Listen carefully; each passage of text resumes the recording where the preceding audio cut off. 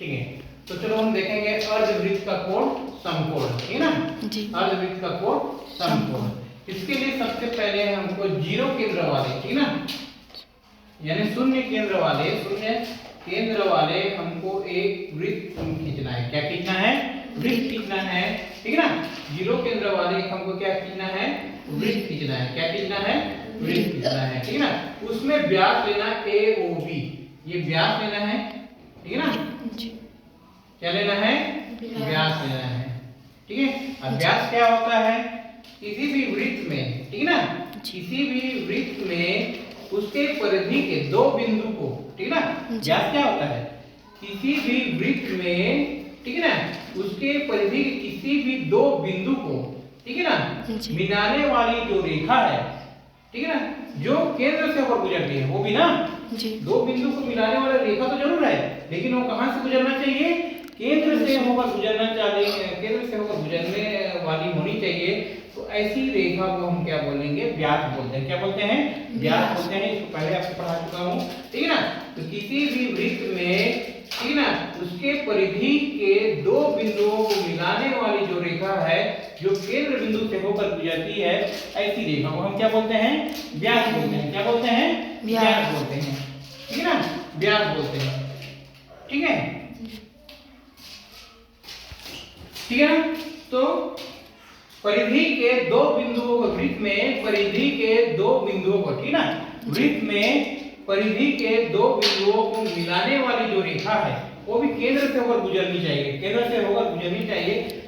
तो ऐसी दो वृत्त में, ठीक है ना, परिधि के दो बिंदुओं को मिलाने वाली रेखा जो केंद्र से होकर गुजरती है, व्यास कहलाती है, ठीक है। तो ये AOB हमको क्या खींचना है?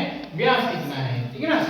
अब उसमें व्यास के ऊपर वाले, ठीक है ना, व्यास के ऊपर वाले अर्धवृत्त पर, ये इधर अर्धवृत्त है और ये ऊपर अर्धवृत्त है ना।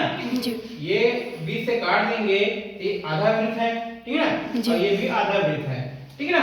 तो ऊपर वाले व्यास के ऊपर वाले अर्धवृत्त पर बिंदु लेना है। क्या क्या लेना है? बिंदु। ये अर्धवृत्त है, ऊपर वाला अर्धवृत्त पे हमको क्या लेना है? बिंदु C लेना है, बिंदु D लेना है और बिंदु E लेना है, ठीक है ना। CDE लेना है, ठीक है। उसमें कोण ACB बनाना है। क्या बनाना है? AC और ये B, ठीक है। कोण ACB बनाना है, ठीक है ना, कोण ACB। और क्या बनाना है? कोण ADB, ADB। कोण क्या बनाना है? ADB बनाना है, ठीक है ना जी। और एक और कोण बनाना है AEB बनाना, तीन कोण बनाना है हमको।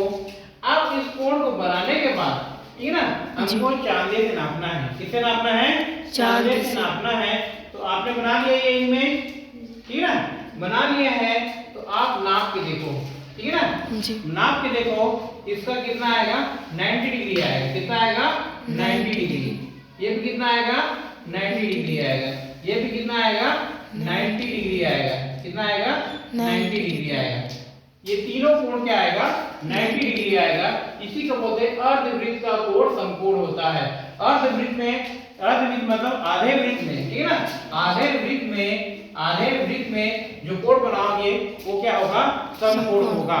आधे वृत्त में यानी अर्धवृत्त में जो कोण बनाओगे वो क्या होगा? समकोण होगा। क्या होगा? वो समकोण होगा, ठीक है। तो ये आप लोग इमेज बनाओ और इसको नाप के देखो, फिर आपको पता चलेगा कि ये डिग्री कितना आएगा? 90 डिग्री आएगा, यानी 90 आएगा। कितना आएगा? 90 आएगा, क्योंकि अर्धवृत्त में बनाया गया कोण कितना होता है? 90 डिग्री का होता है। कितना होता है? 90 डिग्री का होता है, ठीक है। नोट कर लो।